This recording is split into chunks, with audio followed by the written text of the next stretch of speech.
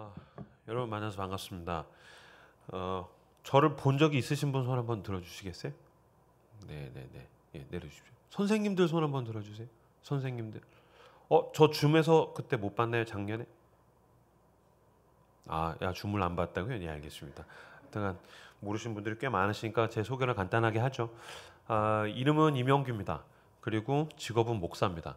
직업이 뭐냐는 이야기를 굉장히 많이 받습니다. 카페 가서 서 있으면 저한테 사장님 얼마예요 그러고요. 옷가게 가서 서 있으면 저한테 사장님 얼마예요 그럽니다.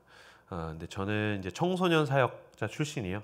15년 동안 청소년 사역 그리고 10년 정도 청년 사역 병행하다가 4년 전에 이제 교회를 개척을 해서 라이트하우스 서울숲이라는 아주 이상한 이름의 교회를 개척을 했는데 4년 전에 개척했는데 운이 좋죠. 3년 동안 코로나였습니다. 네, 하나님이 좀 복과 은혜를 부어 주셔서 지금은 지난주 출석으로 보니까 한 210명 정도 청년들이 90%입니다. 20대 후반에서 30대 후반대 모이는 그런 교회에서 뒹구는 목사입니다. 오늘 여러분들이랑 같이 사랑은 추상적이지 않다라는 제목으로 함께 좀 말씀을 나누도록 하겠습니다. 근데 원래 지난번에 제가 작년에 줌으로 영상 보냈던 거랑 완전 다른 얘기를 할까 했더니 또 보니까 보신 분들이 별로 안 되셔서 제가 좀 중복해서 이야기들을 좀 강조하도록 하겠습니다. 그리고 또 줌으로 봤을 때보다 아마 제가 현장에서 이야기를 나누는 게 더 세게 와닿는 것들이 있을 것 같고, 제가 오늘 이야기 나눌 그 관계, 사랑이 가지고 있는 그 실제적인 관계는 저한테서 사역에서 가장 중요한 요소입니다. 그래서 저는 그 부분, 제가 사역에서 베이직이라고 생각하는 그 지점에 대한 이야기를 함께 나누려고 합니다. 저는 지금 목사로서 직업을 가지고 있지만 저를 청소년 때, 제가 청소년 때 가르쳤던 그 중딩 녀석들이 지금 저희 교회에서 청년으로 지내는 녀석들이 30대 초중반의 청년들이 지금 한 7, 8명 정도 되는 것 같아요. 이 녀석들은 제가 목사가 됐는데도 저를 이렇게 저희끼리 사석에서 만났을 땐 쌤이라고 부릅니다. 쌤. 그리고 제 제자들, 지금 뭐 근데 결혼해서 애 낳고 사는 녀석들도 있는데 저한테 만나면 쌤이라고 부릅니다. 그때 제가 쌤 그러면 너 불경스럽게 어디 목사를 쌤이라고 불러, 목사라고 불러야지 라고 하지 않습니다. 그냥 냅둡니다. 왜냐면 저는 그 말이 제가 굉장히 듣기 좋기 때문입니다. 왜냐면 쌤이라는 말은 뭐의 줄임말입니까? 선생님이라는 말의 줄임말입니다. 선생님이라는 말은 제가 굉장히 좋아하는 말입니다. 물론 중국에선 선교사님들은 선생님이라고 이야기하기도 하죠. 근데 그 선생이라는 단어가 먼저 선의 날생입니다. 그러니까 선생, 먼저 선의 날생, 먼저 살아간 사람. 이것이야말로 저는 기독교사의 사명을 가장 잘 알려준다고 생각합니다. 먼저 살아간 사람은 무엇을 알려주는 것입니까? 삶을 알려주는 것입니다. 기독교사의 사명은 아이들에게 삶을 전수해준다라는 데 있습니다. 저는 이제 브리진 팩트에서 맨날 교재 개발하고 프로그램 만들고 프로젝트 진행하고 캠프 디렉터로서 제가 한 7년 있었다 보니까 저한테 와가지고 다 물어보는 건 그런 겁니다. 뭐 프로그램 뭐 어떻게 할까요? 전도 프로그램. 그 다음에 이제 프로젝트. 뭐 어떻게 할까요? 아니면 교재는 뭘 쓰면 좋을까요? 그런 거 굉장히 많이 물어봅니다. 근데 저는 그거는 그 다음이라고 생각합니다. 우리는 프로그램을 찾지만 하나님의 프로그램이 우리 선생님인 게 중요한 것입니다. 그러니까 제자도의 핵심은 전 여기 있다고 봅니다. 하나님께서 그 사람을 통하여서 삶으로 삶을 가르친다라는 이 제자도, 도제 방식에 저는 있다라는 것이죠. 참 인생이라는 게 무서운 겁니다. 저도 제가 이제 45 넘어가고 있는데 제가 예전에 지긋지긋하던 음식들이 그리워지기 시작하는 게 있죠.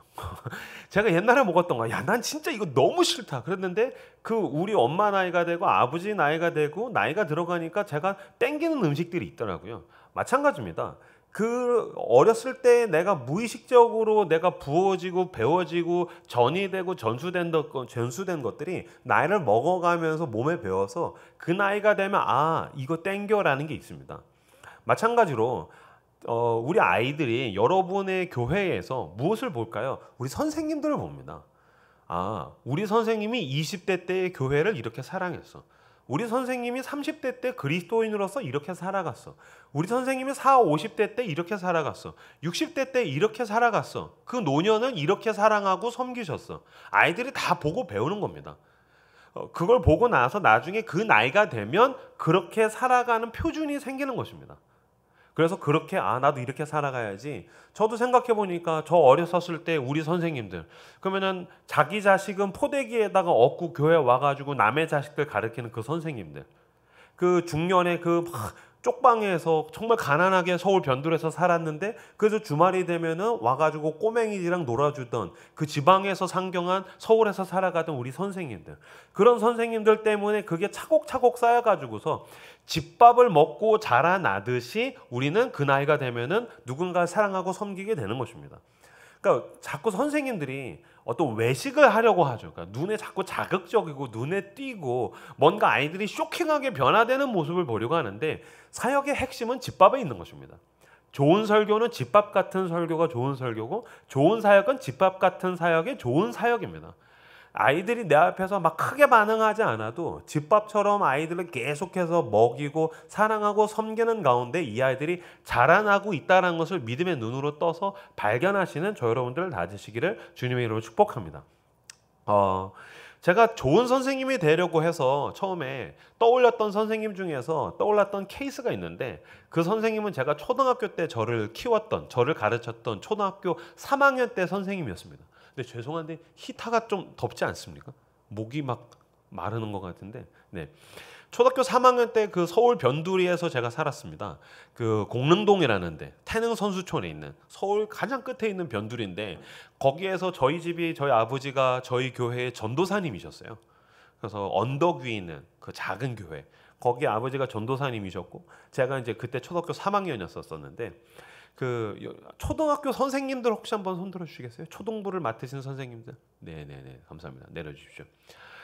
초등부 선생님들이 알려주셔야 될 게 있고 이 교회가 초등부 아이들을 대하실 때 해야 할 이해도라는 게 있을 것입니다. 뭐냐면 건강한 소년은 걸을까요? 뛸까요?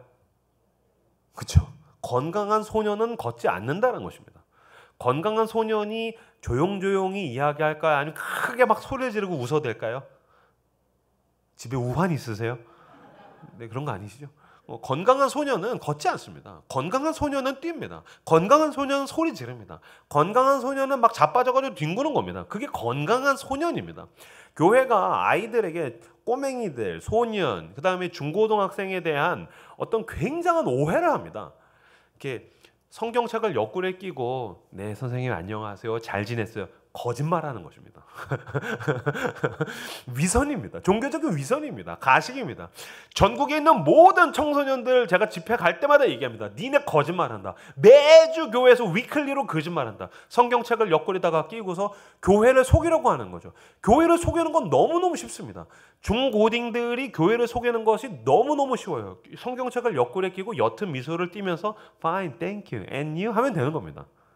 근데 진짜 걔네가 fine일까요? 여기 꼬맹이들 청소년들을 키워보신 어머님들 아실 거 아니에요. 아버님들 아실 거 아니에요. 절대로 그렇지 않죠. 화요일날 저녁에 자기가 무슬모하다고 느껴요. 수요일날 침대에 누웠는데 잠이 오지가 않아요. 인간관계에 문제가 있어요. SNS를 할 때마다 열등감에 사로잡혀 있어요. 근데 교회만 오면은 성경책을 옆구리에 끼고 Fine, thank you, and you 왜 그럴까요? 교회가 자기 나와바리가 아니라는 것을 인식하게 될 때 교회가 내 나와바리가 아니야. 그럼 누구 나와바릴까요? 교회는 엄마 나와바리죠. 우리 엄마 나와바리입니다. 교회는 우리 아버지 나와바리입니다. 내가 여기에서 교인 모드로 익숙하게 지내줘야 우리 엄마가 편하다. 응? 내가 교회를 빠질 수 없는 한 나에겐 종교의 자유가 없다는 것을 인정하고 애가 교회에서 다녀주려고 할 때 나타나는 게 Fine, thank you, and you입니다. 그래서 전국에 있는 모든 교회는 한국 교회 청소년들은 다 착한 애들만 있다라고 얘기하는데 그렇지 않습니다. 걔를 게임방에 가서 한번 보십시오. 걔를 학교 앞에서 한번 보십시오. 걔를 롯데리아를 데리고 가서 보십시오. 세상에 그렇게 욕을 잘하는 애가 없습니다. 세상 천지에 그렇게 말이 많은 애가 없습니다. 세상 천지에 이런 문제 덩어리가 없습니다. 근데 교회만 오면은 그것을 다 외피로 둘러싸고 Fine, thank you, and you 라고 하는 것이죠. 어찌됐든 교회가 그런 오해를 가지고 있는 겁니다. 그냥 쭉 다니면서 인사를 하고 얌전히 있고 이런 애들이 착한 애들. 착한 애가 아니라 우리는 어떤 종교적인 학습을 하는 애로 키워내고 있는지도 모르겠습니다. 어찌됐든 저는 교회에서 건강한 소년이었는데 제 문제는 건강도가 좀 지나쳤다는 데 있습니다. 과하게 건강했어요. 그래서 어느 날은 이제 예배 드리고 있는데 친구들이랑 막 장난치다가 막 등이 따가지고 돌아보면 막 우리 아버지 막 레이저 쏘고 계시고 막 전도사님 아들인데 막 교회에서 난리를 치고 있으니까 레이저 쏘고 있고 막 그랬었어요. 근데 저희 교회에서 모든 사람들이 저만 보면 초등학교 3학년이었던 저한테 너는 왜 이렇게 시끄럽냐, 정신이 하나도 없다, 너만 조용하면 교회가 조용하겠다 다 그러셨는데 저희 선생님이 저를 진짜 좋아하셨어요. 저희 선생님이 그때 경상도에서 올라오셔서 택시 운전을 하시던 분이셨는데 이분이 그러니까 초등학교 3학년의 기억력이라는 건 섬뜩하죠. 다 기억이 나요. 키가 작고 빼짝 마르시고 왜소한 분이시고 택시 운전을 하셨고 그분의 그 집이 그런 겁니다. 이렇게 건물 하나 있으면은 다 이렇게 단칸방에 골로 쓰고 화장실 공동으로 쓰는데 저희 때는 다 그런 데서 자라났었습니다. 그 이제 거기에서 사셨는데 집으로 불러서 골로에다가 라면 끓여서 라면 끓여주셨고 저희 교회 모든 성도들이 다 저만 보면은 너만 조용하면 교회가 조용하겠다 다 그러셨는데 그 선생님만 저한테 영규야, 네 남자다 가서 뛰어라 막 그러는 거예요. 그럼 제가 막 뛰면 막 잘했다. 그럼 막 그 선생님이 저 안아주시고 모든 교회 교인들이 다 아유 뭐 전도사님 뭐 괜찮네요. 여러분 인간이 영물입니다. 저희 딸이 10살이거든요. 저희 딸이 10살이니까 담임 목사 딸이 10살이니까 저희 교회 모든 성도가 제 딸한테 넌 예쁘다 예쁘다 하겠죠. 근데 얘가 누군가한테는 가는데 누군가한테는 안 갑니다. 자식 키워보신 분들 아시죠? 어머 예쁘다 어머 예쁘다 예뻤는데 누군가한테는 진심으로 가서 앵기는 애가 있고요. 앵기는 사람이 있고 누군가는 예쁘다 예쁘다 해도 그냥 쭈뼛쭈뼛하고 안 갑니다. 누군가한테 갈까요? 진짜 자기를 좋아하는 사람한테 갑니다. 진짜 자기를 좋아하는 사람한테는 가고요. 진짜 자기를 좋아하지 않고 립 서비스 하는 사람한테는 안 가는 겁니다. 꼬맹이도 알지인데 청소년이 왜 모르겠습니까? 청소년도 알지인데 청년이 왜 모르겠습니까? 어른들 당연히 너무너무 잘 알죠. 우리들은 그런 게 태도로 몸에 배어 있어서 그냥 그런가 보다. 종교 문화라는 건 이런 거야 라고 하는데 그 시면을 들어가고 나면은 정말로 영적으로 가장 시면에서 이 사람이 나를 좋아해 라는 가치 판단을 꼬맹이들도 다 하고 있다는 겁니다. 근데 어찌됐든 저희 교회에서 그 선생님이 저만 보면 너무너무 좋아해 주시는 거예요. 근데 그 선생님이 어느 날 사실 그 선생님이 성경 공부하는 거는 알아들을 수가 없었어요. 그 선생님이 경상남도 방언이 너무너무 심했어요. 그 선생님이 성경 공부를 하면은요, 주어만 들려요. 뭐, 다윗이 있었어요. 근데 다윗이 뭐, 골리앗 니 띠진다, 나라, 찌기 삔다. 그러면 뭔 말인지 못 알아듣겠어요. 전 서울 사람입니다. 정확한 표준어를 구사하는 사람입니다. 근데 경상도 방언으로 막 성경 공부하는데 무슨 말인지 모르겠어요. 뭐, 솔로몬 있었어. 뭐, 애를 갈라라. 뭐, 안 됩니다. 못 알아듣겠어요. 그러니까 그분이 성경 공부하면 다 못 알아듣는데, 이 선생님이 나 좋아해라는 건 알아듣는 거예요. 그 선생님이 어느 날 이제 전도에 대한 이야기를 하셨어요. 뭐 전도하면 뭐 주님이 뭐 천국에서 춤 추시고 뭐 전도 지상 명령이고 뭐 그런데 그런 거 다 모르겠어요. 근데 내가 원하는 건 그거야. 아, 내가 좋아하고 나를 좋아하는 우리 선생님이 내가 지금 전도하기를 원하신다. 오케이, 내가 전도하겠다. 그때 제가 초등학교 내내 한 가지를 못하고 두 가지를 굉장히 잘했습니다. 한 가지를 특히 못했고 두 가지를 굉장히 잘했어요. 첫 번째, 공부를 못했고 두 가지 굉장히 잘했어요. 웃기는 거랑 싸움을 잘했습니다. 웃기는 거랑 싸움을 잘하고 공부를 못하면 뭐가 될까요? 골목 대장이 되죠. 제가 골목 대장이었어요. 초등학교 3학년 때 우리 선생님이 내가 전도하기를 원하시는구나. 그때부터 동네를 다니면서 전도하기 시작했는데 그때 여름 성경학교 할 때 그때 첫날에 선생님이 전도해와라 라고 이야기하셨고 제가 그날 하루 열심히 다녀서 전도해 왔는데 그때 제가 교회에다가 몇 명 넣어놨냐면 얼핏 기억력에 한 12~13명 정도 넣어놨던 것 같아요. 그래서 막 다니면서 야 교회 가자 구슬 주고 싫어 죽고 싶냐 막 협박하고 막 회유와 협박을 해가지고 얘네들을 쫙 해서 교회에다가 넣어놓고 승전보를 알려야 되잖아요. 그래서 선생님 그래가지고 제가 우리 교회를 막 다니면서 선생님 우리 선생님 어디 있어요? 했더니 선생님 잠깐 집에 가셨는데 그래서 집에 가가지고서 그 단칸방 그 샷시문을 막 땅땅땅땅 주드렸더니 선생님 불렀더니 그 부인 집사님이 선생님 화장실 가셨는데 그래가지고 그 공용 화장실 문을 그냥 벌컥 열었더니 앉아서 일 보시다가 깜짝 놀라신 거예요. 그래서 형규야 무슨 일이고? 그래서 선생님 일 보고 앉아 계시는 선생님한테 제가 12명을 전도했어요. 그랬더니 그래 욕봤대 하면서 문을 닫으시는 거예요. 그래서 순간 그 골목을 올라가면서 욕봤다가 무슨 뜻이지? 화장실 문 열어서 욕하는 건가? 그런 생각을 했던 기억이 있어요. 그 선생님 생각하면 지금도 굉장히 마음이 따뜻해요. 좋은 선생님의 기준이 무엇일까라고 했었을 때 저한테 떠오르는 선생님은 그 선생님이었었어요. 왜 그 선생님이 떠올랐냐? 그 선생님이 나를 좋아한다는 걸 제가 알았어요. 그 선생님이 나를 좋아한다는 걸 제가 느꼈기 때문에 그래요. 특히 제가 그 선생님이 제 마음에 굉장히 따뜻하게 남아있는 거는 제가 청소년기 때 제가 다녔던 교회가 너무 그냥 전통적인 형식만 강조하는 교회를 제가 다녔기 때문에 그 반대 급부가 컸던 것 같아요. 제가 나중에 청소년기를 지냈던 그 교회는 한 70년 된 교회였었어요. 그 피난민들이 세운 교회, 6.25 때 세운 교회였었고, 그 교회는 지금 생각해보면 뭐 괜찮은 교회일 수도 있는데, 청소년이었던 제 기억엔 그 교회는 정말 나쁜 교회였었어요. 생각해보세요. 중학교 3학년 남자, 고등학교 2학년 남자에게 좋은 교회의 기준은 무엇일까요? 여러분 한번 생각해보세요. 중학교 3학년 남자에게 있어서 좋은 교회의 기준, 고등학교 2학년에게 있어서 좋은 교회의 기준, 그러니까 선생님에게 있어서 좋은 교회의 기준 말고 중학교 2학년 여자에게 있어서 좋은 교회의 기준이라든지, 내가 고등학교를 맡았던 고등학교 1학년 남자에게 좋은 교회의 기준은 뭘까? 우선 기본적인 건 그겁니다. 맛있는 게 있는 교회죠. 특히 고등학교 남자에게 좋은 교회, 고기 주는 교회죠. 전 지금도 이게 계속 집회 다니거든요. 지금 청소년 청년 그 집회 기간입니다. 수련회. 이 1, 2월 가운데 저도 한 50여 회 정도 집회하는 것 같은데, 저같이 수련회 집회 다니는 사람들 안 먹는 게 있습니다. 아십니까? 아니요. 치킨은 사랑이죠. 카레를 안 먹습니다. 카레. 왜냐면 아침에 카레, 점심에 카레, 저녁에 카레. 내가 무슨 인도 사람인가? 우리는 카레 안 먹습니다. 근데 뭐 고기 나오면 너무 좋아요. 치킨 나오면 할렐루야죠. 너무너무 좋아요. 고기 주는 교회, 너무 좋은 교회죠. 근데 그 교회는 피난민들이 세운 교회라서 피난민들이 먹던 음식을 60년째 먹고 있었어요. 딱 식당 가지 않습니까? 밥, 김치, 된장국, 북어조림, 그리고 왜 나오는지 모르겠는데 절편떡이 늘 나왔었어요. 이게 1년 내내 나와요. 인간적으로 아예 뭐 모르겠는데 하여튼 청소년 때 인간적으로 부활주일은 그러는 거 아니잖아요. 앞에서 칸타타 했어요. 막 예수 부활하셨네요. 야, 뭔가 굉장한 날인가 보다. 근데 식당에 딱 가면은 밥, 된장국, 김치, 북어조림, 절편떡. 야, 예수님은 절편으로 부활하셨나 보다. 북어로 부활하셨나 보다.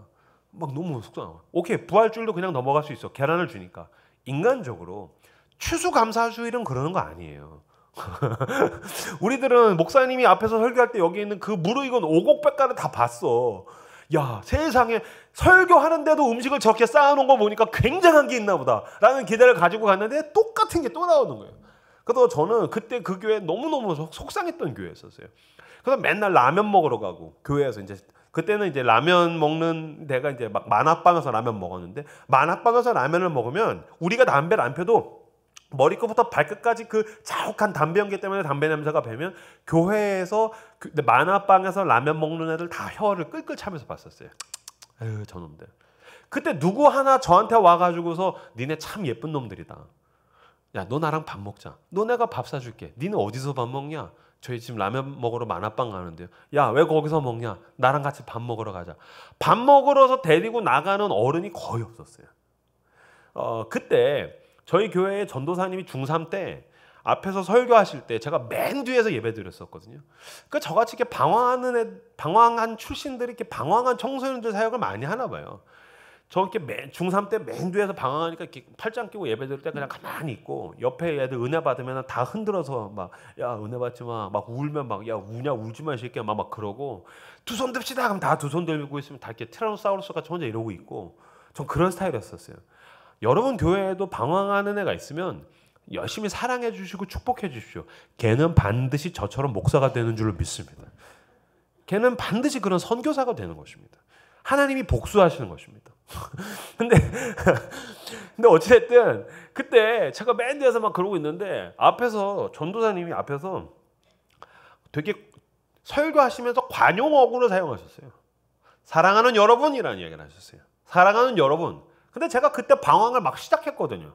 맨 뒤에 있는데 사랑하는 여러분이라는 얘기를 딱 했는데 순간, 뭐야, 자기가 또 날 사랑한다네.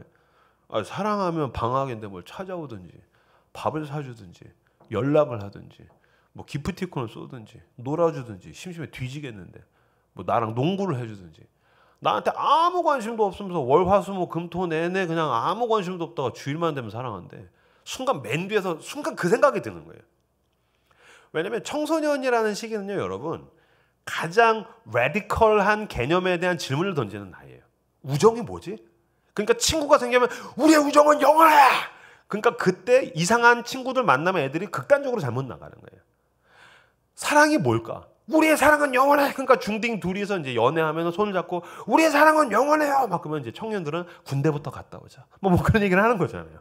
그러니까 얘네가 인생이 뭐지? 사는 건 뭐고 죽는 건 뭐지? 이런 되게 극단적인 레디컬한 개념에 대한 본질적인 질문을 하는데 교회의 문제는 뭐냐면 너무 추상적이고 관념적인 것들로 사랑을 말할 때가 있더라는 거예요. 교회에서 말하는 게 종교 문화적이고 추상적이고 관념적이에요. 물론 어른이 되면 자기의 인생에 있던 경험들을 가지고서 대충 알아들을 수가 있어요. 아, 이게 이런 이야기를 하나보다 알아들을 수가 있는데 가장 극단적인 그 나이대의 청소년들은 그걸로는 해소가 되지가 않는 거예요. 그럼 뭐 와닿아야 될 거 아니야. 여러분, 사랑은 얼마나 와닿는 개념입니까? 사랑이란 얼마나 이렇게 느껴지는 개념입니까? 하나님께서 사랑에 대해서 뭐라고 표현하냐면 시편 34편 같은 경우에는 하나님의 선하심을 맛보아 알지어다. 그건 추상적인 게 아닌 거예요. 관념적인 게 아닌 거예요. 느껴지는 거예요. 맛빠지는 거예요. 막 와닿는 거예요.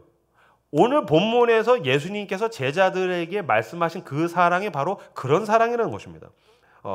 예수님께서 오늘 본문에서 굉장히 유명한 명대사를 남기시죠. 너희가 나를 사랑하느냐? 네가 나를 사랑하느냐?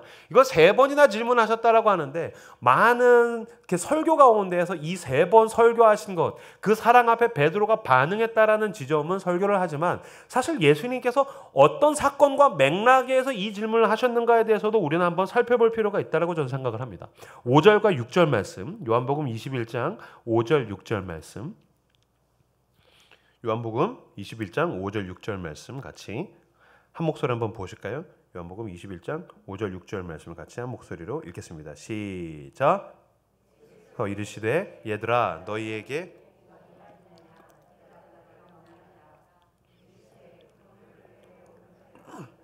그리하면 잡으리라 하시니 던졌더니 물고기가 많아 그물을 들 수 없더라. 아멘. 예수님께서 지금 누굴 찾아가신 것입니까? 베드로와 요한으로 위시되는 그 제자들을 찾아가셨습니다. 근데 이 제자들이 어떤 상황입니까? 도망자입니다. 하나님의 아들 그리스도께서 십자가에서 죽으실 때 너무너무 고독하고 쓸쓸하게 홀로 죽으셨어요. 저는 그 부분을 묵상할 때 특히 저는 개척했는데 교회를 처음에 개척하지 않습니까? 그럼 무수한 사람들이 찾아와서 제가 열심히 사랑하고 섬기면 많이 떠나갑니다. 사람들은 저희 교회에 교회 4년 만에 어떻게 200명이 모여요? 그러면 저는 그 200명이 남기까지 얼마나 많은 사람들에게 제가 찾아가서 만나고 사랑하려고 하고 섬기려고 몸부림을 쳤겠어요. 저는 대형교회에서 분립한 게 아닌 거거든요. 맨 땅에서 헤딩했어요. 한 명 한 명 다 찾아가서 밥 사먹이고 돈도 못 받는데 제 돈으로 밥 사먹이고 근데 밥만 홀랑 까먹고 도망간 놈 만나면 야 진짜 너가 천국에 갈 수 있겠냐 막 너무 분노하고 막 그런 생각들을 하면서 제가 그 시간들을 지나왔단 말이에요. 근데 십자가에서 하나님의 아들 그리스도께서 죽으실 때 오병이어에서 떡 받아 먹은 놈들이 다 도망갔어요. 그렇죠? 내가 고쳐준 놈들 다 어디 있어요? 안진뱅이를 일으키고 중풍병자를 낫게 하고 죽은 사람을 살리게 하고 수많은 사람들에게 그 수많은 기적들을 그렇게 베푸셨는데 그 앞에선 다윗의 자손 예수여 당신은 대단하십니다. 막 별의별 말을 다 쏟아내놓고 주님이 십자가에서 죽으실 때 쓸쓸하게 홀로 죽으시는 거예요.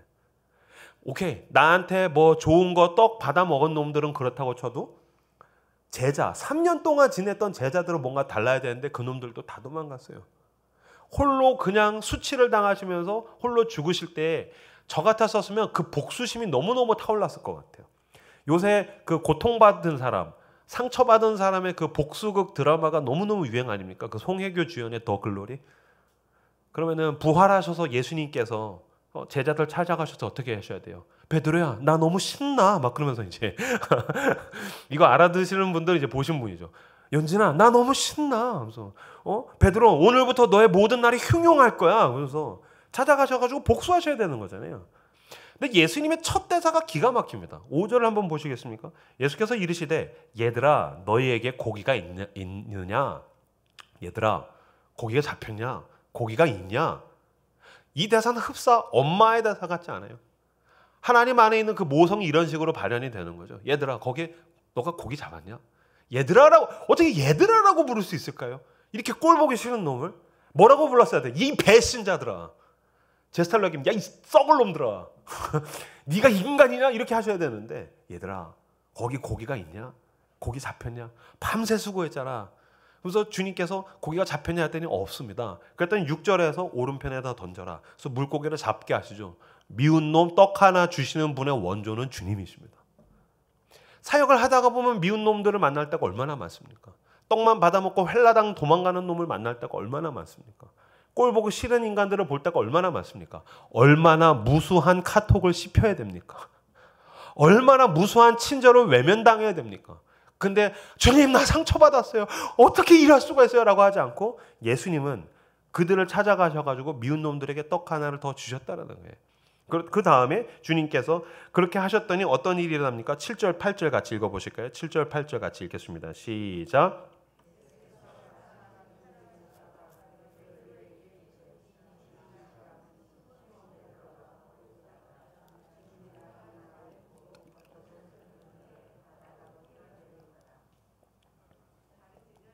8절 다른 제자들은 육지에서 거리가 불과 한 50칸쯤 되므로 작은 배를 타고 물고기 든 그물을 끌고 와서 요한 예수께서 사랑하신 제자 요한이 먼저 예수님이다 그랬더니 베드로가 풍덩 뛰어들죠. 그래가지고서 그 90m 정도를 가가지고 예수님을 만나게 됩니다. 예수님을 찾아갔더니 예수님께서 9절에 보시면 육지에 올라보니 숯불이 있는데 그 위에 생선이 놓여있고 떡도 있더라. 10절 예수께서 이르시되 지금 잡은 생선을 좀 가져오라 하시니 육지에 갔더니 예수님이 숯불에다가 생선을 구워놓고 생선구이 그 다음에 떡을 마련해 놓으신 거예요. 그리고 물고기를 153마리를 잡은 배가 오니까 제자들이 오니까 너네가 잡은 것도 갖고 와. 왜 갖고 오라고 했을까요? 그것도 굽자 같이 먹자라는 거예요. 그러니까 지금 예수님께서 아침밥을 준비해 놓으신 상태에서 니네가 구운 것도 가지고 와. 그리고 그걸 먹으시면서 여러 가지 대화를 했겠죠. 뭐 제가 혼자서 이제 드라마적, 영화적 상상력을 동원하자면 뭐 그런 얘기겠죠. 야 이놈들아 먹어. 베드로 먹어 괜찮아. 독 안 탔어 자식아. 복수하려고 온 거 아니야. 먹어 괜찮아. 먹어. 야 니네가 구운 것도 갖고 와. 먹어. 이건 니네가 잡은 거야. 야 니네가 잡은 것도 맛있다. 니네가 잡은 것도 맛있다라고 이야기하셨을 주님을 생각하고 나니까 너무너무 감동이 되는 게 이 생선의 창조자가 그리스도 하나님의 아들 아니십니까? 이 물고기 153마리를 잡게 하신 분이 그리스도 아니십니까? 근데 그 주님께서 맛있다. 니네랑 먹으니까 맛있다. 이 주님께서 아침밥을 먹고 난 다음에 주님께서 질문하신 게 15절 말씀입니다. 같이 읽겠습니다. 15절 말씀 같이 한 목소리로 읽겠습니다. 시작.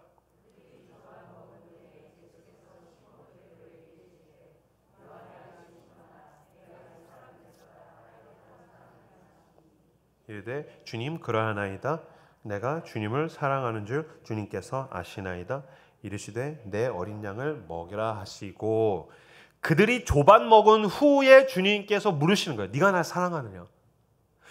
밥을 먹은 후에 주님께서 찾아오셨고 이 배신자들이 용서해달라고 찾아간 게 아니고요. 주님이 먼저 찾아가셨고 그 다음에 주님께서 아침밥을 제공하셨고 그것을 먹은 다음에 주님께서 네가 날 사랑하느냐? 베드로야 내가 너 사랑하는 거 너가 아느냐? 라고 그랬었을 때 여기서 예수님께서 이야기하시는 사랑은 추상적이지 않죠. 관념적이지 않죠. 여기서 말하는 주님의 사랑은 무엇입니까? 베드로의 입 가득히 있는 생선의 향기죠. 생선의 냄새. 베드로가 씹어 먹어서 이빨에 남아있는 예수님께서 차려주신 아침밥. 먹으면서 막 내가 너무 염치에 불구하고 내가 이거 어떻게 해야 되지? 그런 마음들. 배에 두둑한 그 음식의 충만함. 여전히 그 숯불에 여러분 그 불멍 같은 거 해보셨습니까? 그 모닥불 떼우면 그 불의 향기. 아침에 그 공기. 예수님과 우리 형제들의 땀 냄새. 그 주님과의 그 추억. 그것을 먹으면서 주님께서 네가 날 사랑하느냐라고 했는데 그 3년간 주님과 함께 지냈던 세월과 추억이 온몸에 남아있는 거예요. 관념적이지 않죠. 사랑은 관념적이지 않습니다. 사랑은 추상적이지 않습니다. 사랑은 굉장히 실제적인 것입니다. 사랑은 그 사람에게 와닿게 만드는 것입니다. 그 사람과 나 사이에서 추억이 생기는 것입니다. 사랑의 추억이 어떻게 생기는 것입니까? 내가 그 사람에게 전적으로 헌신했기 때문입니다. 헌신한 것은 오고 가는 사랑으로부터 오는 것이지만 부모의 사랑을 떠올려 보십시오. 부모의 사랑의 추억은 대부분 내가 부모에게 효도한 것이 아니라 부모가 나에게 바보짓한 것입니다. 부모가 나에게 손해본 것입니다. 세상에 그런 바보짓도 바보짓이 없죠. 엄마의 사랑을 몰라보는 그 바보 같은 자녀에게, 아버지의 헌신을 몰라보는 그 바보 같은 자녀에게 부모가 전적으로 그 아가페 사랑을 흘려보내 주어서 그 추억, 사랑의 추억, 그러면은 사실은 엄마의 그 바보 같았던 헌신이 있는 것입니다. 마찬가지입니다. 주님의 사랑의 추억, 아가페의 사랑의 추억, 그러면은 떠오르는 것은 그 부모로의 사랑처럼 예수님의 그 바보 같았던 헌신이 온몸에 지금 남아있는 것입니다. 우리가 그러지 않았습니까? 성령께서 우리 가운데 임재하시던 그 날에 복음 앞에서 주님이 나 같은 죄인을 사랑해 이랬을 때 더 이상 그리스도의 사랑이 관념적이지 않았던 것입니다. 내 혈관에 그리스도의 보혈이 막 흐르는 것 같고 내 심장에 주님의 십자가의 사랑이 막 두근거리는 것 같아서 내가 이 사랑을 어떻게 해야지 누군가에게 나눠줄 수 있지? 주님이 나를 사랑하시는구나. 그래서 내가 여기까지 왔구나. 내게 당연한 것 하나도 없었던 것은 모든 게 나에게 하나님의 은혜였구나. 주님이 날 사랑하신다. 주님이 날 사랑하신다. 이제부터 내가 가지고 있는 소명은 너에게 내가 무슨 수를 써서든 내가 주님이 너를 얼마나 사랑하는지를 내가 알려주겠다. 그날에 우리가 그리스도의 제자로서 첫걸음을 걷는 것이 아니었습니까? 저는 하나님의 사랑이 너무너무 추상적이었던 거예요. 교회에서 말하는 사랑이 추상적이고 관념적인 거 보니까 하나님이 당신의 존재로는 하나님은 사랑의 신이라 라고 하셨는데 신도 그런 관념적인 존재겠구만. 추상적인 존재겠구만. 오케이, 나랑은 상관없어. 난 서울에 대학 가서 내가 원하는 대로 살겠어. 내 마음대로 살겠어. 하나님 나랑은 상관없는 존재입니다. 어딘가 어떤 관념적인 절대적 제1원인으로서 신이 존재할 수 있겠지만 나랑은 상관없어. 난 내 마음대로 살 거야. 어마어마하게 방황했던 것 같아요. 그때 저를 잡아주었던 것은 저희가 100명도 나오지 않는 그 경기도 변두리에 있는 교회에서 저를 위해서 늘 기도해주고 눈물을 흘려주던 그 누님 3분이 계셨어요. 그분이 저를 참 사랑해 주셨어요. 그리고 제 동생이 저를 향해서 열심히 기도해주면서 헌신하기 시작했어요. 조금씩 마음의 문이 열리다가 제 인생의 바닥을 쳐서 복음을 경험하고 났었을 때 하나님 날 사랑하신다. 제가 그 후로는 누군가 널 위하여 누군가 기도하네 그 노래만 들으면 반사적으로 울었었어요. 누군가 날 위해서 기도하고 있어. 누군가 날 사랑해주고 있어. 맞아, 내가 이 사랑과 은혜로 뒤집어졌어. 그때부터 제가 청소년 사역을 하기 시작했는데 처음에 제가 맡았던 아이들이 6명이었는데 이 6명을 내가 어떻게 할 수 있을까? 제가 열등감이 있는 게요. 뭐냐면 저는 선교단체에서 훈련을 받아본 적이 없어요. 저는 제자 훈련을 체계적으로 받아본 적이 없어요. 저는 청년기 때는 거의 주님을 모시지 않고 주님을 마셨거든요. 그러니까 제가 훈련이나 이런 거 아무것도 해본 게 없어요. 백지 상태예요. 그러다 보니까 막 주님의 사랑이 두근거리니까 그때부터 머릿속에 있는 건 한 가지예요. 어떻게 하면 이 인간한테, 이 청소년한테 주님의 사랑을 느껴지게 해줄 수 있을까? 내가 이것 때문에 지금 막 심장이 뛰는데 어떻게 하면 할 수 있을까? 찾아가자. 주님께서 그 제자들을 찾아가셨지 않습니까? 요한일서에서 우리가 주님을 사랑한 게 아니라 주님이 우리를 사랑하셨다고. 주님이 우리를 찾아오신 거 아닙니까? 마찬가지입니다. 저는 이 코로나 가운데에서 사역에서의 핵심은 거기 있다고 생각합니다. 주님이 찾아가시듯이 이것을 신학적으로 인카네이션이라고 이야기하는데 더 이상 아마 gather, 한 공간에 아이들을 모으는 것을 쉽지가 않을 수도 있을 것입니다. 근데 주님께서 어떻게 하셨습니까? 찾아가셨습니다. 예수님, 하나님의 아들이 하신 사역의 방식이 참 놀라운 게요. 세상에 하나님의 아들 그리스도께서 그 제자들을 일일이 찾아가셔서 제자로 삼으셨습니다. 아니 다 그런 거 아닙니까? 그렇지 않습니다. 그 불교를 창시한 고타마 시타르타는 망고숲에서 돛 닦고 있는데 그 명성을 듣고 수천 명이 모여들어서 그 중에서 가장 똑똑한 제자들, 명상을 잘하고 학식이 높은 자들만 제자가 될 수 있었습니다. 공자는 논어에서 뭐라고 얘기했냐면은 내가 한 귀퉁이를 잡았는데 나머지 귀퉁이를 알아듣지 못하면 난 가르치지 않겠다라고 얘기했습니다. 무슨 말이냐면 하나를 가르쳤을 때 열을 모르면 난 제자로 삼지 않겠다라는 뜻입니다. 근데 세상에 진리가 육신으로 오셨는데 하나님의 아들은 그 제자들을 찾아가셨습니다.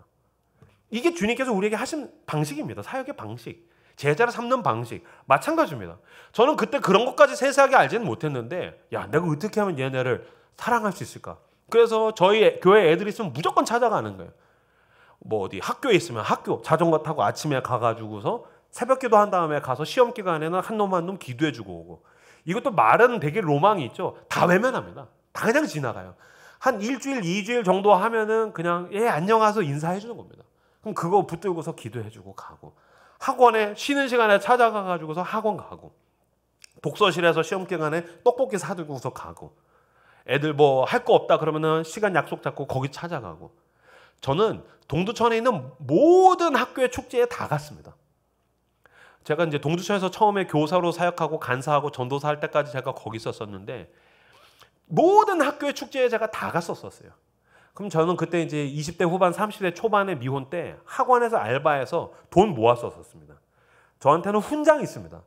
저는 그때 제 새끼들 전 그때 제 새끼들 같아서 이놈들 정말 하나님이 아니면 은혜가 아니면 답이 나지 않는 애들을 먹이려고 해서 그놈들을 위해서 제 돈을 열심히 모았습니다. 그래서 저는 그것 때문에 해외여행도 잘 못 가보고 뭐 어학연수도 못 가보고 전 스펙이 없어요. 근데 스펙이 없는데 하나님이 인도하신 게 참 축복인데 어찌됐든 저는 동두천에 있는 모든 학교의 축제에 제가 다 갔어요.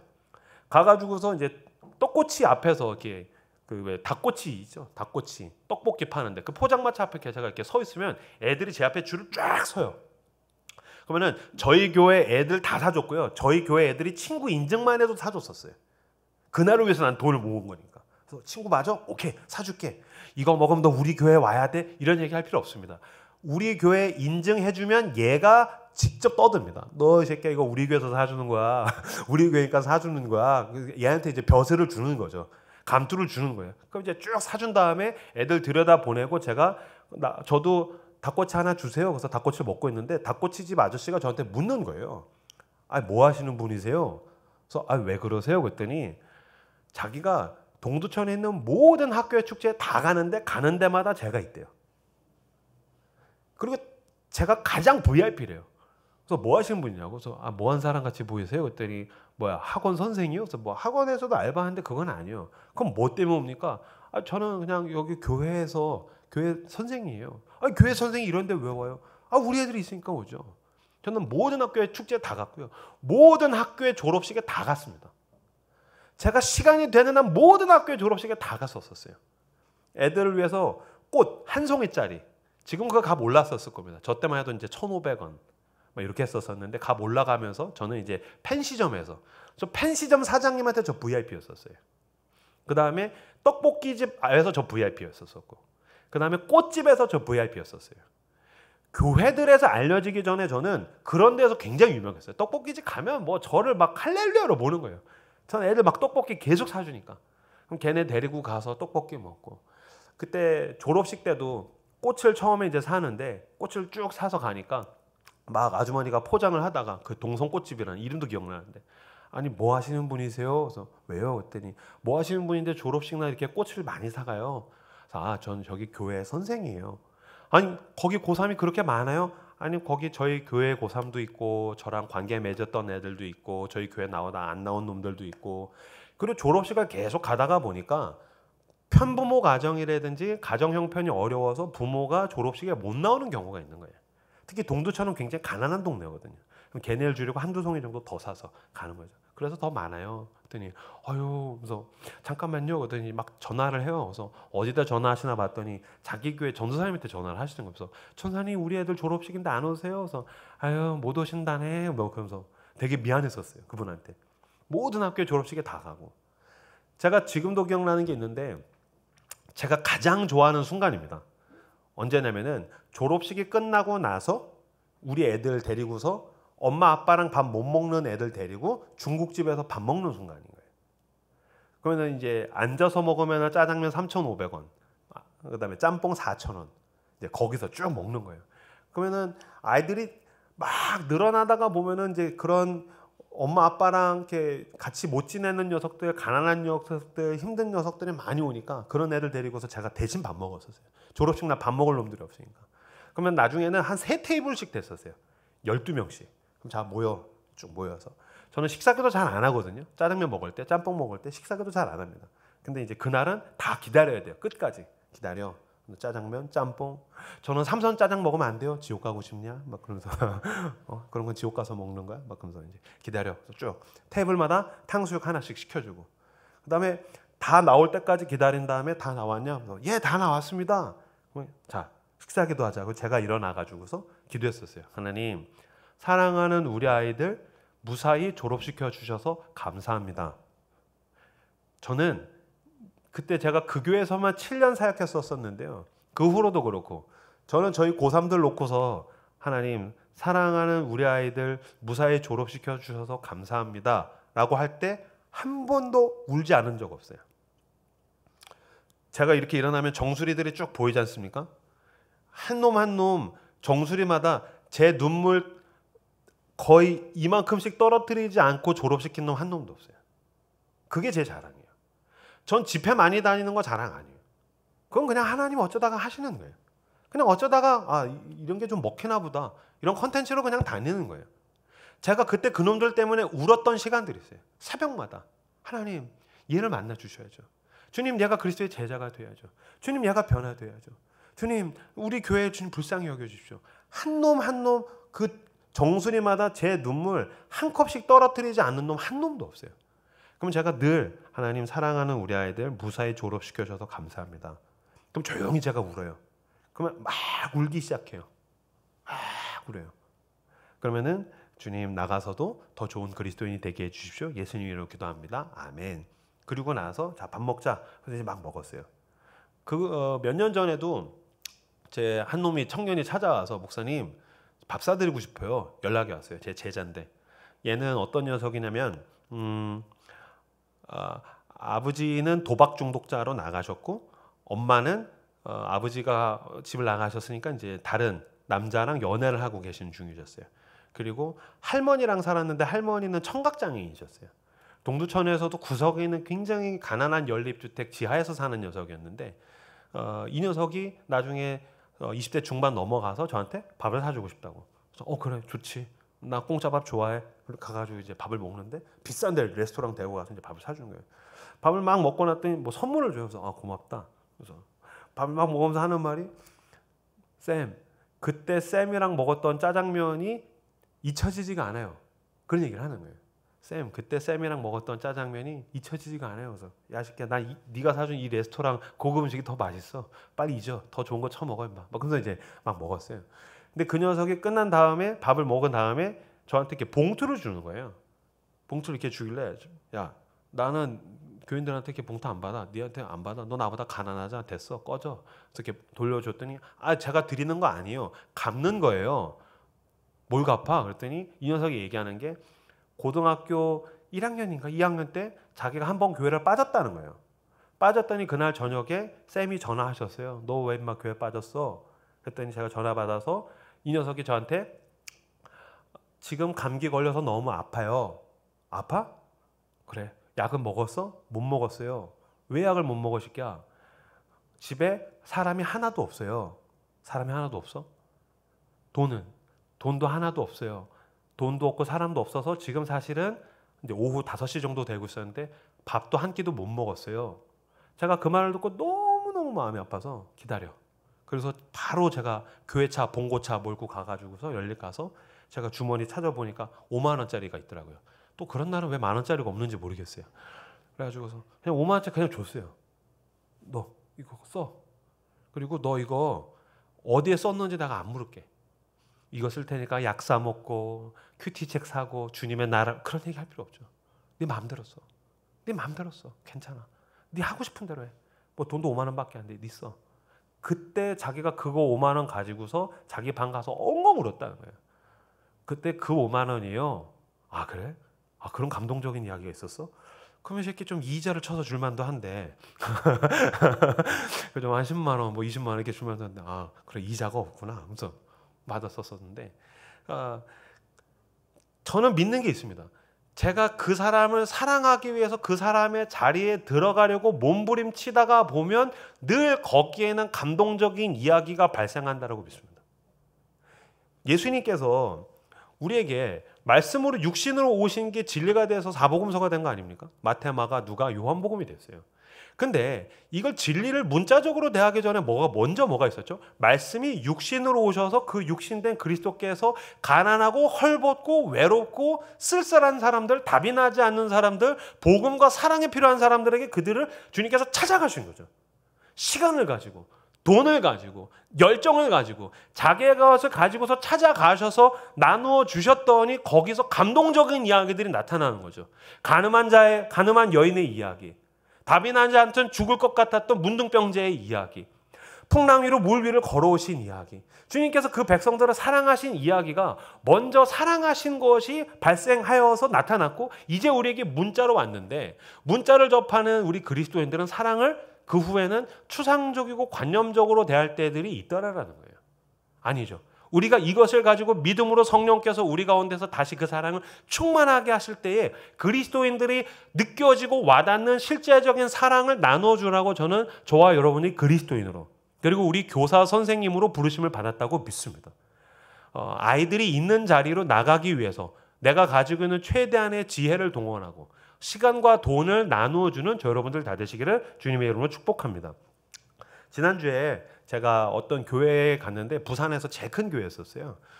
그 이름만 대면 다 아시는 그 교회인데, 거기에서 저를 집회로 의전을 나오셨는데 자매님 두 분이 오셨어요.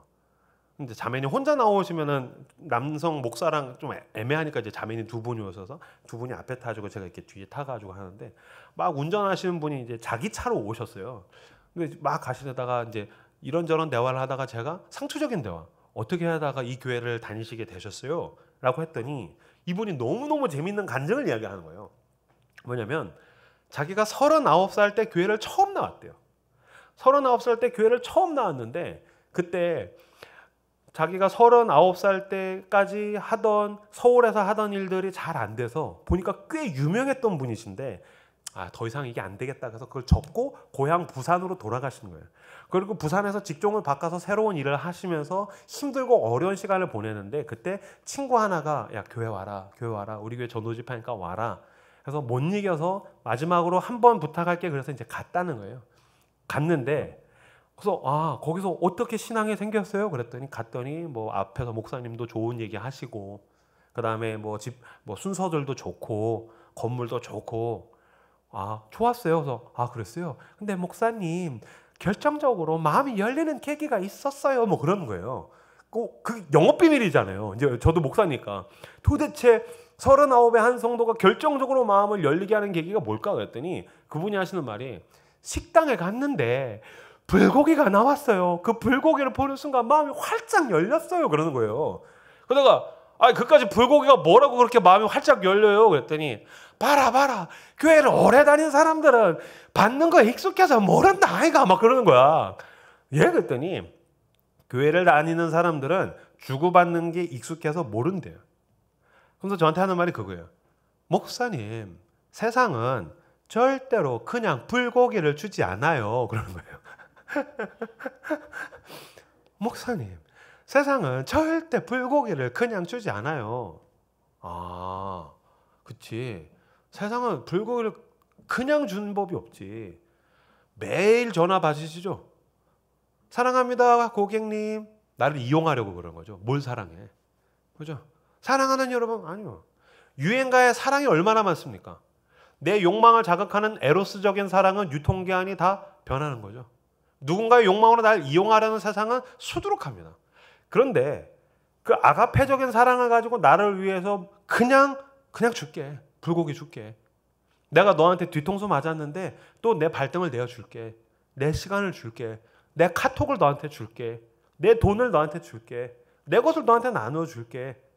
꼬맹이한테, 영유아에게, 유치원생에게, 초등학생한테, 중학생한테, 고등학생한테 사는 것도 버거워서 내 생존 서바이벌도 치여있는 이 자본주의 사회에서 나랑 아무 상관없는 남의 자식 때문에 새벽마다 우는 사람, 그런 바보 같은 사랑은 세상에 없는 거죠.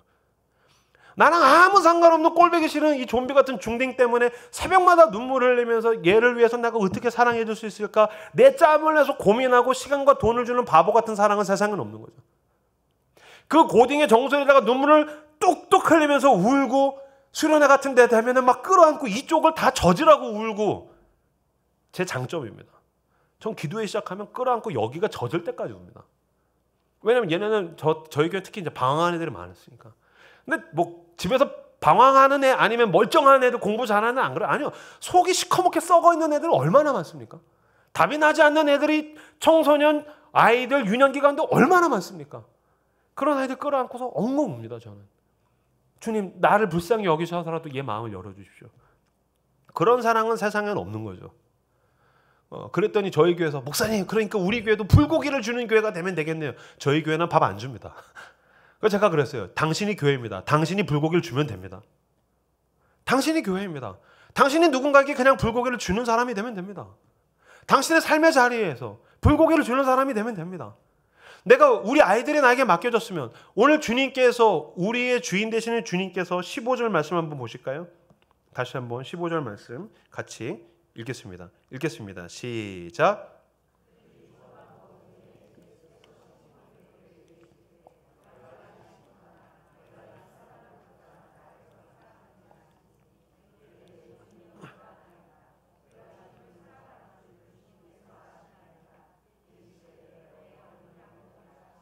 네. 베드로야, 네가 날 사랑하느냐? 주님 아시잖아요. 염치가 없어서 대답을 못하지만 그래도 제가 주님 사랑하는 거 아시잖아요. 그랬더니 주님이 그래 영원히 사랑해라. 그리고 너가 하나님의 교회를 사랑해라. 하나님의 나라를 사랑해라. 너가 성도들을 사랑해라 라고 하지 않으시고 굉장히 실제적인 얘기를 하시죠. 네 어린 양을, 내 어린 양을 너한테 보낼 테니까 먹여라. 그 당시에 유목민들이 있었던 이스라엘 가운데에서 양을 먹인다라는 건 너무너무 와닿는 이미지적인 언어인 거죠. 데리고 나가서 풀가에 가서 먹이고 풀을 찾기 위해서 시간을 쓰고 늑대와 그 곰으로부터 얘를 지키기 위해서 몸부림을 치고 물 때가 되면 물을 먹이고 털을 깎는 굉장히 실제적인 사랑에 대한 지침들을 얘기하신 거죠. 내 양을 먹여라. 이 송도 지역에 있는 그 아이들을 먹여라. 물 한 잔을 떠다 주어라. 불고기를 주어라. 카톡을 주어라. 시간을 주어라. 기도에 눈물을 주어라. 그 아이들이 너무너무 메마르고 종교적인 위선자가 되지 않도록 실제로 먹였으면 좋겠다. 복음은 실제적인 사랑입니다. 추상적이고 관념적인 사랑은 우리를 종교인으로 만들고 우리의 몸에 와닿는 복음은 우리를 그리스도의 사랑에 사로잡힌 제자로 만들어가는 줄로 저는 믿습니다. 실제적인 사랑에 사로잡히기 위해서 주님의 십자가 앞에 날마다 몸부림치고 주님께서 부어주신 그 사랑을 주변으로 흘려보내시는 저 여러분들 다 되시기를 그리스도의 이름으로 축복합니다. 이 이야기하고 마치면 될 것 같은데요. 제가 청소년 사역 한참 해가지고 전도사 때 그때 저희 교회에 한 3남매가 저희 교회에 있었었는데 큰애는 대학 다녔고 둘째 여자 남자 이렇게 딸 아들이었는데 둘째는 고등학생이었고 마지막에 셋째가 남자인데 중3이었어요. 근데 아버지가 빚지고서 미국으로 도미하셨고 연락이 아예 두절됐어요. 아버지는 완전히 그냥 도망가셨고 엄마는 좀 정신이 없으신 분이셨어요. 어느 정도로 정신이 없냐면 아버지가 미국에 가셨다가 몇 년 만에 연락이 돼서 여보 이제 조금 살만해졌어. 올 준비를 해. 미국에 올 준비를 해도 될 것 같아. 라는 첫 통화를 하자마자 그 다음 날로 3남매를 다 학교를 그만두게 했어요. 자퇴시켰어요. 근데 미국에 가려면은 비행기 티켓만 있으면 가는 게 아니잖아요. 비자가 있어야 되잖아요. 그러니까 하루아침에 얘네는 다 백수가 돼버린 거예요. 이 셋째 녀석이 셋 다 저희 교회 다녔는데 셋째 녀석이 안 그래도 방황하는 녀석이었는데 정신 못 차리는 놈이었는데 학교를 때려치니까 아싸 잘 됐다 그러고 알바를 구한 게 뭘 구했냐면은 게임방 밤샘 알바를 구했어요. 중3짜리 남자가 할 수 있는 것들이 많지도 않은데다가 이제 그거를 구해서 지가 밤새 게임을 하고 싶으니까. 그래서 제가 그놈 불러다가 너 이거 하면 너 교회 못 나와. 너 인생 망가지는 거야. 너 다시 인마 가가지고 검정고시라도 봐서 가든지 아니면 학교 입학해야 되는데 너 무슨 게임방 알바를 시켜? 안 돼. 그랬더니 아니요. 전 교회 다시 나올 수 있어요. 잘 살 수 있어요. 그랬더니 웬걸 제 말 안 듣고 게임방 알바 갔어요. 그랬더니 첫 주 때 토요일날 밤새서 게임방 알바하고 그때만 해도 게임방에서 담배 그대로 다 필 때입니다. 눈이 시뻘개져서 온몸에 담배 냄새 찌들어가지고도 교회 왔어요.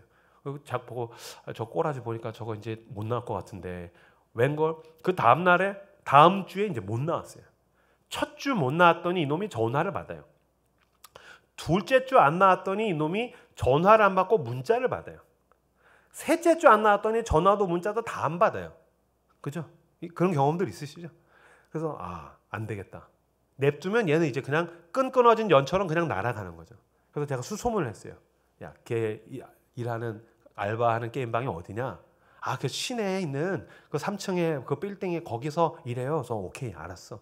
거기 몇 시부터 몇 시까지 한대? 그랬더니 12시부터 뭐 아침 먹을 때까지 한대요. 오케이, 알았어. 그래서 제가 디데이를 정했어요. 수요일로. 그래서 수요예배 끝나고서 시간 보내다가 밤에 이제 찾아가야겠다. 그래가지고서 교회에서 수요예배 드리고 걔를 위해서 막 기도하고, 그리고서 이제 집에서 이제 좀 시간 보내다가 12시 지나면서 제가 이제 아파트 현관을 딱 나왔는데, 그때가 제가 30대 초반쯤이었었는데 딱 나왔는데 초여름인데 비가 막 오는 거예요. 겨울이었으면 그런 용기가 안 났을 수도 있어요. 근데 초여름인데 비가 막 오니까 내가 얘를 찾아가야 되는데 비가 오네. 근데 여러분, 사랑은 감동이 목적이거든요. 그래서 사랑하려고 하면 지혜가 생깁니다. 율법은 우리로 하여금 안전한 의무를 갖추게 만듭니다. 그래서 율법을 잘 지키면 안전해지죠. 그러나 사랑까지 갖추면요, 감동으로 가기 때문에 거기서 지혜들이 나오는 것 같아요. 비가 막 오는데 순간 올라가서 우산 가지고 와야지 라고 했는데, 아니다. 내가 얘를 찾아갈 건데 어차피 난 아직 젊으니까 이 비를 다 맞자 라는 그런 지혜를 하나님이 주셨어요. 이런 쓸데없는 지혜 안 주셔도 되는데 이 비를 다 맞자. 그래서 제가 그때부터 오케이, 난 아직 젊으니까 괜찮아, 이 비를 다 맞자. 택시 타고 가려고 했거든요. 아니다, 걸어가자. 걸어가면 한 20분 정도 걸립니다. 근데 제가 20분 정도 걸으면서 그 비를 다 맞았어요. 비를 막 맞으면서 걔를 위해서 기도하는 거예요. 호경이를 위해서. 하나님, 호경이를 위해서 기도합니다. 주님 아시잖아요. 얘 집안이 말이 아니에요. 이 녀석 주님 이대로 냅두시면 얘 어떻게 합니까? 주님, 얘를 불쌍히 여겨주십시오. 그래서 주님 은혜해 주십시오. 이 녀석이 자기 선생님이 머리끝부터 발끝까지 비를 쫄딱 맞고 자기를 이 시간에 만나러 온 거를 보고서라도 마음이 좀 열리게 해주십시오. 주님, 이거 3주 이거 넘어가면 골든타임 끝납니다. 주님, 그럼 어떻게 하시려고 합니까? 자기를 사랑하는 선생님이 자기를 만나기 위해서 찾아온 걸 보고서라도 주님, 그래도 마음이 조금이라도 열리게 해주십시오. 막 기도하면서 갔어요. 딱 가서 1층에 가니까 김밥 천국이 있더라고요. 주님이 주신 두 번째 지혜. 얘가 새벽에 배가 고플 수 있겠다. 그래서 김밥을 사야겠다. 그래서 김밥이랑 떡볶이랑 한 봉다리씩 샀어요. 왜냐면 김밥 한 줄 하면은 뭐 얘만 먹는 거니까. 근데 분명히 새벽엔 그 시간에 방황하는 청소년들 거기 있을 수 있으니까 같이 일하는 놈들 먹으라고 해야겠다 해서 한 봉다리씩 제 돈으로 샀어요. 사가지고서 엘리베이터 3층에서 딱 타고 올라가서 띵 열렸어요. 그래서 제가 현관문을 딸랑딸랑 열고서 딱 들어가자마자 카운터에 앉아있던 녀석이 어서 오세요 하다가 현관문 열고 오는 비 쫄딱 젖은 저랑 눈이 딱 마주쳤어요. 마주쳤던 이 녀석이 저한테 그랬어요. 어떻게 오셨어요? 그런 거예요. 어떻게 오셨어요? 첫 번째 대사. 네가 안 와서 내가 왔어. 두 번째 대사. 밥 먹었냐? 아니, 안 먹었는데요. 먹어라. 너 주려고 샀어. 세 번째 대사. 너라면 이 시간에 이렇게 비 오는데 나 보러 오겠냐? 그랬더니 당연하죠. 머쓱하게. 방금 그 베드로처럼 당연하죠. 그래도 제가 선생님 사랑하는 거 아시잖아요. 그래서 네 번째 대사. 죄송합니다. 그때 대사를 제가 정확하게 이렇게 했기 때문에 그 대사 그대로 인용하겠습니다. 지랄한다. 교회 나와라. 그리고 그냥 갔어요. 그 주 주일날 게임방 때려치고 친구 전도 3명 해가지고 교회 왔어요. 떡볶이를 먹으면서 보니까 그래도 우리 선생님이 나를 사랑하는 것 같아. 우리 선생님이 나 좋아하는 것 같아. 그래도 내가 이 세상에서 기댈 만한 거, 나를 안아주는 사람은 저 사람밖에 없는 것 같아. 게임방도 좋지만 나는 이 사람이 더 좋아. 여러분, 사람은 언제나 더 따뜻하고 깊은 사랑을 선택한다라는 그 믿음. 우리가 여기에 있는 게 그 믿음 아닙니까? 그 믿음으로 누군가를 끝까지 사랑하기 위해서 몸부림치시는 여러분들 다 되시기를 그리스도의 이름으로 축복합니다. 이 시간 함께 기도하겠습니다. 이 시간 조용한 가운데 기도하고 제가 기도하고 마치겠는데요. 이 시간 기도하실 때 주님, 나는 종교인이 아닙니다. 추상적이고 관념적인 교리적인 거기 안에 갇혀있는 사랑 때문에 온 것이 아닙니다. 그리스도의 놀라운 사랑에 의해서 회심하였고 그 사랑의 놀라운 인도하심, 날마다 나에게 좋은 것을 베풀어 주신 하나님의 사랑으로 내가 여기까지 왔습니다.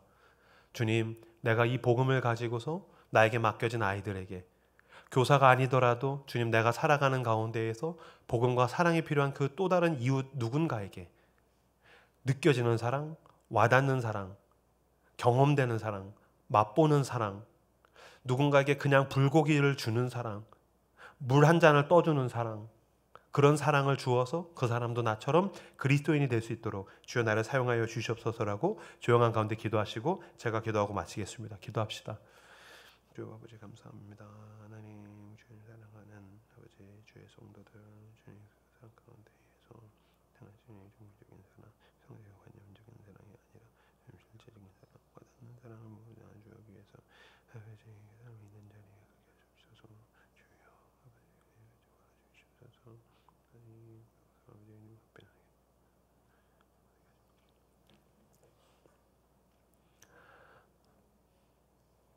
주님, 그 놀라운 사랑이 그 어느 날 어둠 가운데 있는 우리를 찾아왔습니다.